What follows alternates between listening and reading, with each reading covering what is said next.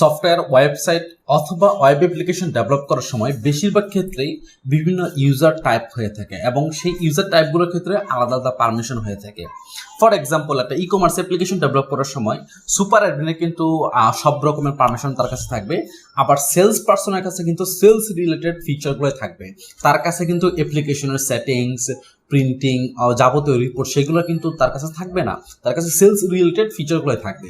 So আমরা যখন application বানাই, ক্লায়েন্টের অ্যাপ্লিকেশন হোক অথবা আমাদের প্রোডাক্ট হোক, সব রকম অ্যাপ্লিকেশনের ক্ষেত্রে কিন্তু পারমিশন ম্যানেজমেন্ট সিস্টেমের যে ফিচারটা, সেই ফিচারটা ইন্টিগ্রেটেড থাকে বাই ডিফল্ট। বাই ডিফল্ট আমরা সব ধরনের অ্যাপ্লিকেশনের ক্ষেত্রে আমরা প্রোভাইড করে থাকি। যেমনটা এখানে রয়েছে একটা job portal.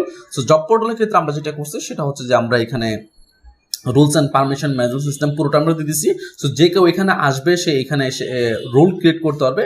So for example আমি এখানে গেলাম, আমি একটা রোলের নাম দিলাম সাচ এজ, আমি এখানে নাম দিলাম যে সেলস পার্সনের নাম দিলাম। অ্যান্ড তাকে কিন্তু আমি সেলস রিলেটেড, সে যদি অর্ডার দেখতে চায় বা তার সেলস রিলেটেড, তার যে রিলেটেড আছে ওই ডিপার্টমেন্ট রিলেটেড আমি তাকে তার পারমিশন দিতে পারবো। এবং আমি যখন রোলটা ক্রিয়েট করে ফেলবো, আমি ফর এক্সাম্পল আমি সেভ দিলাম, তখন আমি যখন ইউজার ক্রিয়েট করব, আমি একটা ইউজার ক্রিয়েট করতে গেলাম, তখন কিন্তু আমি তাকে ওই সেলস পার্সনের যে রোলটা আছে ওই রোলটা অ্যাসাইন করে দিতে পারবো। তো পরবর্তীকালে যখন সে লগ ইন করবে তখন কিন্তু ওই রিলেটেড ফিচারগুলো সে দেখতে পারবে। সো আমি এখানে লগ ইন করা আছে টেস্ট ইউজার দিয়ে, যেখানে হচ্ছে ম্যানেজার একটা রোল তাকে অ্যাসাইন করা আছে। সো এখানে আপনি কিন্তু লক করে দেখতে পারবেন, এখানে সেটিং নিচে কিন্তু সেটিং ফিচার নাই, বিকজ এখানে কিন্তু অ্যাডমিনের কাছে সেটিংস আছে, একই ড্যাশবোর্ড একই প্ল্যাটফর্ম, এখানে অ্যাডমিনের কাছে সেটিংস আছে, অথচ আপনার ম্যানেজার বা যার কাছে এই পারমিশনটা নাই তার কাছে কিন্তু নাই। এবং সে যদি ফোর্স করে যে আমি ইউআরএল বার থেকে আমি এন্টার করে আমি চলে যাব, তাহলে কিন্তু তাকে বলবে যে something went wrong, it looks like you don't have access, তাকে কিন্তু পারমিশনের ইরোটা দিয়ে দেবে। সো এইটার মেন কাজটাই করতেছে হচ্ছে রুলস এবং পারমিশন ম্যানেজমেন্ট সিস্টেমের যে ব্যাপারটা, সেই যে ফাংশনটা, সেই ফাংশনটা এটা পুরোটা ম্যানেজ করতেছে আর কি।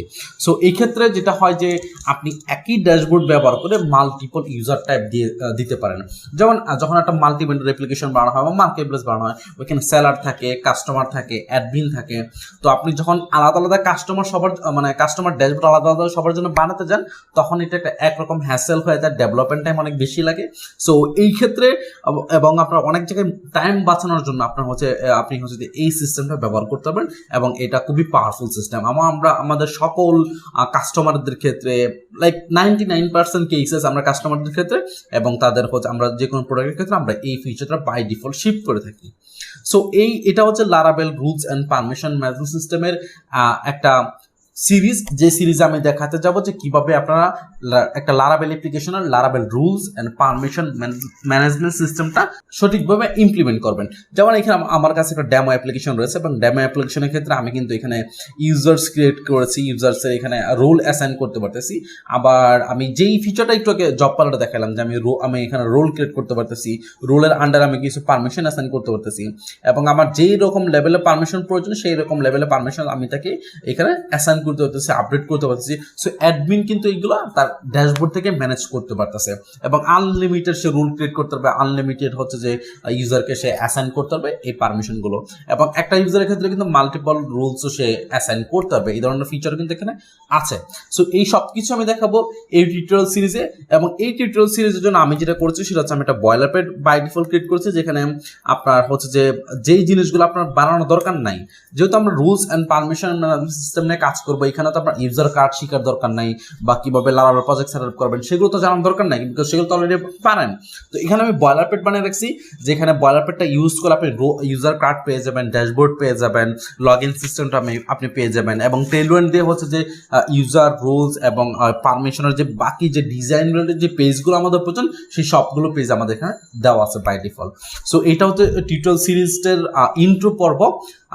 আশা করি আপনারা টিউটোরিয়াল সিরিজটা দেখে এই সম্পর্কে শিখতে পারবেন এবং আপনাদের যে প্রজেক্ট আছে সেগুলোতে ইমপ্লিমেন্ট করতে পারবেন। Thank you for watching.